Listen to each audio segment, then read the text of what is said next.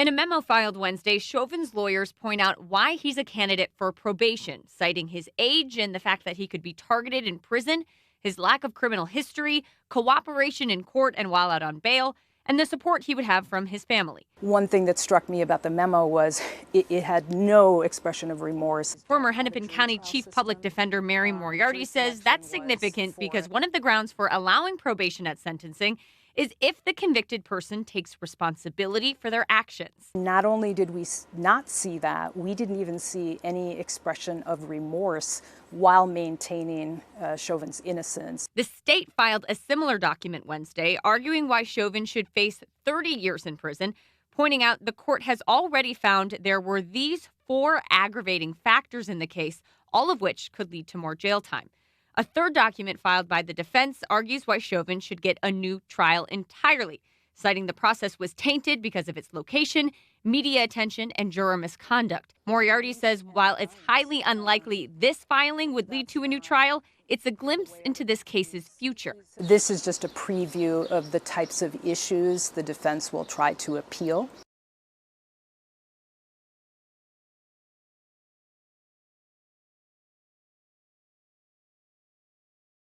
This is a dramatic increase in overdoses. The Minnesota Department of Health sharing news of a 31% increase in drug overdose deaths in the state from the first 6 months of this year, compared to that same time period last year. It's beyond an epidemic. This is a tragedy. The preliminary data shows 490 deaths in the first part of 2020, compared to 373 in 2019. With an increase in March and a peak in May. An increase perhaps was not unsurprising, just with how the trends had been going from previous years, but the magnitude of that increase, how big that was surprising. Deaths in all drug categories were up, but those involving synthetic opioids, including fentanyl, are where the most deaths are. There's something else that's going on here, and the something else that's going on here is that salting of these highly potent opioids, synthetic opioids, into other drugs, and then it's done in such concentration that leads to overdose. And while the state won't draw direct connections with the higher overdose death totals to COVID or stay-at-home orders, those who work with clients in recovery programs say the pandemic has made an ongoing epidemic worse. We think the pandemic actually aggravated the epidemic of these other mental health issues and the substance use disorders that people were already experiencing. And people in recovery do horribly when they're trying to do this on their own. Minnesota Adult and Teen Challenge tells us they do have the beds available. There is space to get some help. They're also doing virtual appointments with people. Meanwhile, the state says they're working with harm reduction service groups in the area to deliver naloxone overdose kits as well as clean syringes. In Minneapolis, Sarah Danek, Fox 9.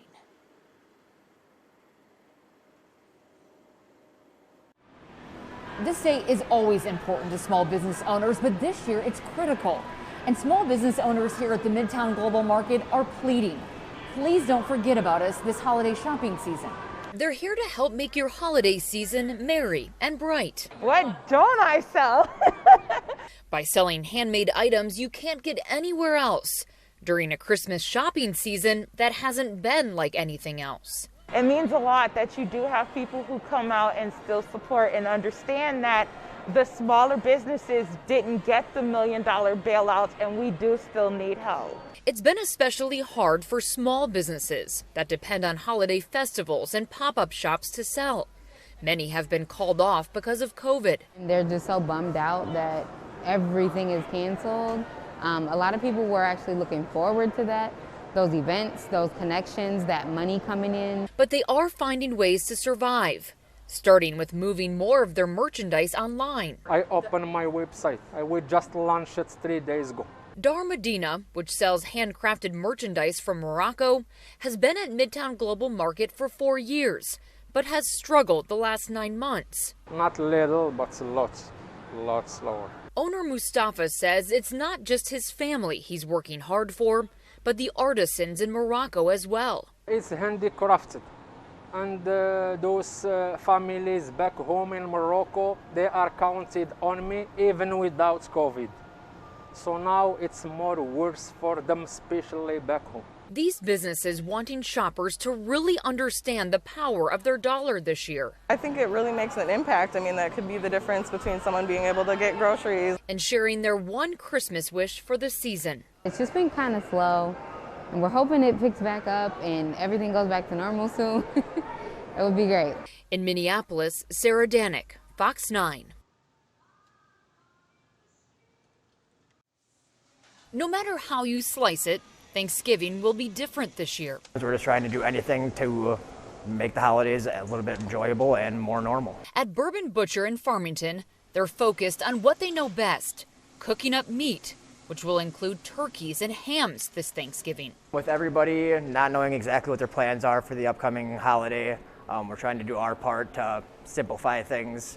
We are offering a Thanksgiving family feast for 3 to 4 people or a 4 to 8. It's the first year they've done this as they work to keep their business going and fulfill customers' cravings for something smaller this holiday. Just trying to keep options available for everybody out there and do whatever we can to keep our employees staffed and still working. Those empty seats around the Thanksgiving table, though, are going to be tough. It's sad, and part of it is just acknowledging that sadness and that grief rather than trying to push it down and push it down. Psychologist Dr. Cheryl Bemmel tells us this is the most stressed she's seen people. I have talked to some people who have come to grips and made a decision. Other people are still kind of up in the air, and I think that leaving it up in the air is what leads to this feeling of being unsettled. Other mental health professionals telling us they know there are difficult family conversations ahead.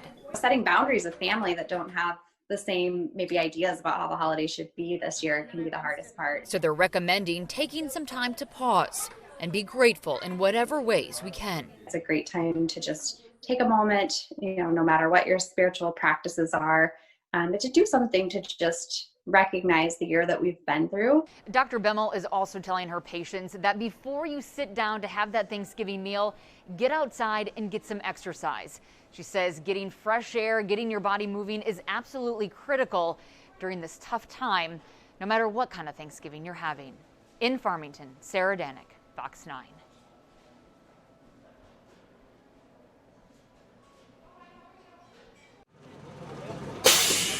Friday night rituals are taking on new meaning as players head to football fields and volleyball courts for the last time this season, some for the final time. When he made the announcement, I kind of saw it coming, but it still hit me, and this is going to be my last game, so it's sad. When the clock strikes midnight, youth and adult organized sports go on a 4-week pause, part of the dial back announced by Governor Walz on Wednesday to get spiking COVID numbers under control. We're hoping that it's only going to be 4 weeks, and if it is, then it's just a minor speed bump in the grand scheme of things. MDH said this week 10% of all cases in Minnesota schools are associated with sports.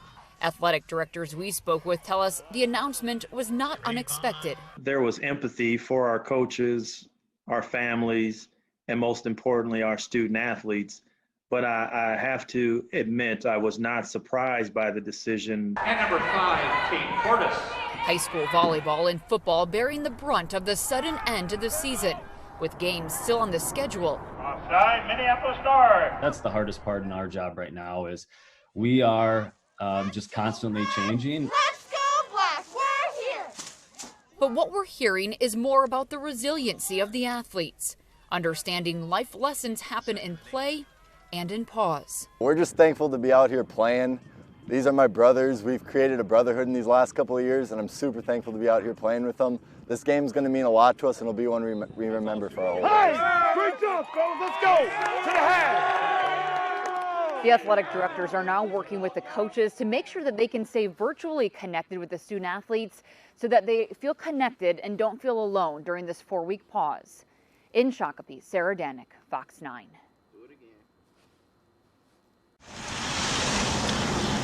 A fence turned canvas forces drivers to take pause at a normally busy West St. Paul intersection, and that's the point. We thought this was an appropriate way to get a visual message out. Homeowner Ryan Wyant and his husband couldn't stay quiet last summer after George Floyd's death and unrest in the cities. So they spoke out through this mural, a Black Lives Matter message painted by 2 local artists. It has caused dinner table discussions. It's caused folks to stop at the crossway here and to reflect on the message. So I feel like what we set out to accomplish has been accomplished. It's caught the eye of many in the community, including some neighbors who didn't like the mural and called it into the city. Turns out there is both a sign ordinance and a fence ordinance in town. Ryan says now they have until April 15th to paint over it or pay a fine. But I can tell you that the previous real signs that we had on this fence, we were never contacted about. Community activist and former mayoral candidate KJ Johnson, whose face is also part of the fence artwork, wants to see it stay. This is about my life. This is saying like telling my granddaughter that it matters that she lives here in West St. Paul. It's telling her that she's welcome here. Telling us messages like this are needed to make sure the Black community knows they matter and are important in West St. Paul. It is an awesome place to live if we make it. So the next step is looking at old ordinance, looking at old laws, see what we can work on making it more diverse.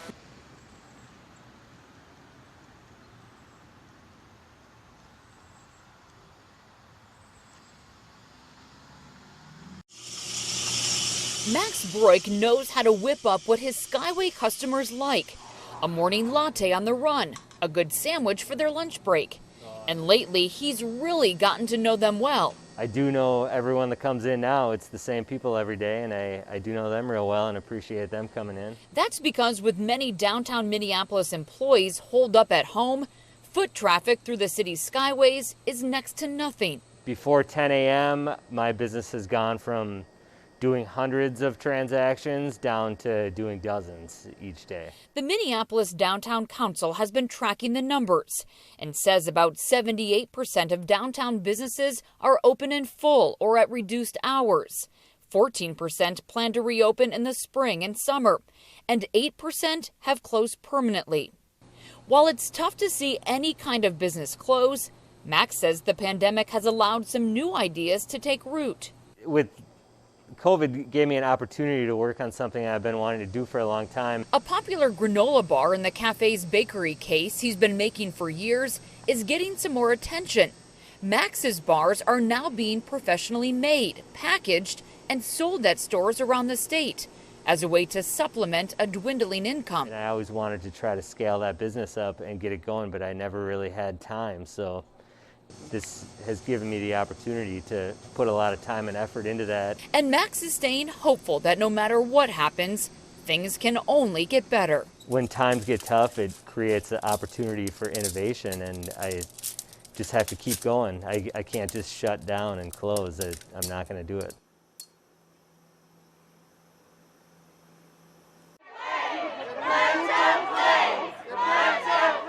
These high school athletes are used to meeting on the field. I also miss the crowds and everyone cheering for us on Friday nights. But because of COVID, that's not happening right now. It was just kind of heartbreaking because the fall is football season. So today, instead of competing against one another, they're coming together for a common purpose. Let us play. I just really want to play. I just think it's crazy that we can't play. These players and their families are hoping to get some attention from the governor for their cause, holding a protest outside his residence. For a lot of people, this is mental health too, and it's keeping a lot of people on the right track and keeping them focused. They're hoping to persuade the Minnesota State High School League to allow football games now instead of waiting until spring. We start in March. The likelihood of there being snow, frozen ground in March and April could still be really high. And so then we would have no season. The MSHSL has a workshop meeting on Tuesday. And while they have made clear no action will be taken until their October 1st board meeting, they're expected to talk about fall activities, telling Fox 9 they continue to review past decisions and prepare for new decisions if they're needed. Those here today telling us a new decision is needed, with concern not much will be different in the spring. There's a lot of frustration. just that what's going to be different in the spring. We could be in the exact same environment. In St. Paul, Sarah Danick, Fox 9.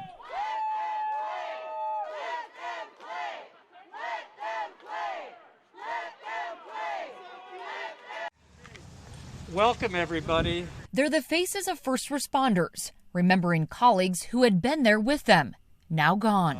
There's 9 people that we're honoring from Minnesota and Wisconsin. Fellow EMS workers cycling here to Lester Prairie to hold a special ceremony. We ride today in their honor, to celebrate their lives, to feel their joy.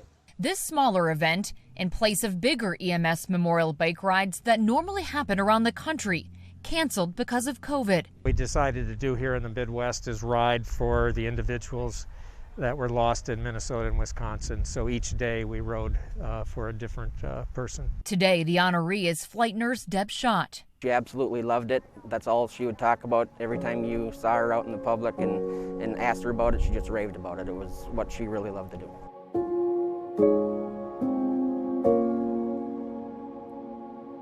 Deb and her colleague, pilot Tim McDonald, were killed in June of 2019 when the North Memorial Air Care helicopter they were on crashed.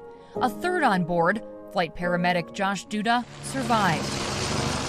Today, a flyover in remembrance, and their names read. EMS pilot Jennifer L. Topper. Alongside other EMS workers around the country, also gone too soon.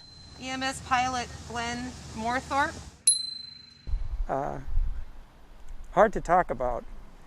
I knew Tim McDonald when he was a paramedic at Alina. For those riding, many EMS workers themselves, it's personal. She was a great advocate for being safe, for having great health care, and she's a great person. Paramedic David Page knew both Tim and Deb, and he rides to raise awareness of his profession. Minnesotans should know that most of the state is covered by volunteer EMTs who, sacrifice their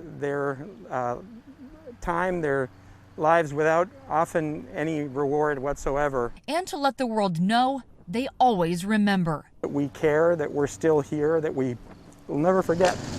In Lester Prairie, Sarah Danick, Fox 9.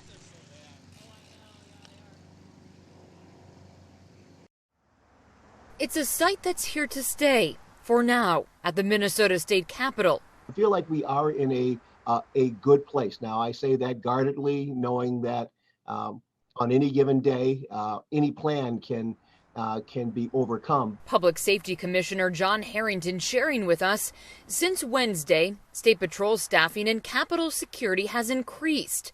And DNR conservation officers, St. Paul PD and Ramsey County Sheriff's Office are all ready to assist if needed to make sure St. Paul doesn't turn into Washington, D.C. This is a dynamic operation where we recognize that as tactics change, as numbers change, as intent changes, we have to change with it. The FBI field office in Minneapolis adding, while you may not see them on the streets, they're aware of what's happening locally, too. We're watching here carefully because there will be no tolerance for further violence here, and we will follow up immediately to preempt that. In a letter written Thursday, Commissioner Harrington letting state lawmakers know law enforcement is aware of protests targeting elected officials, some even showing up outside their homes carrying guns.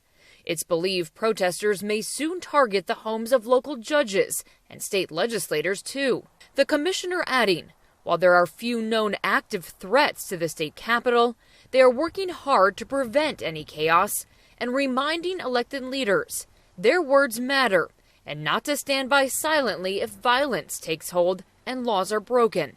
We also confirmed that a pro-Trump group is set to rally tomorrow afternoon on Capitol grounds.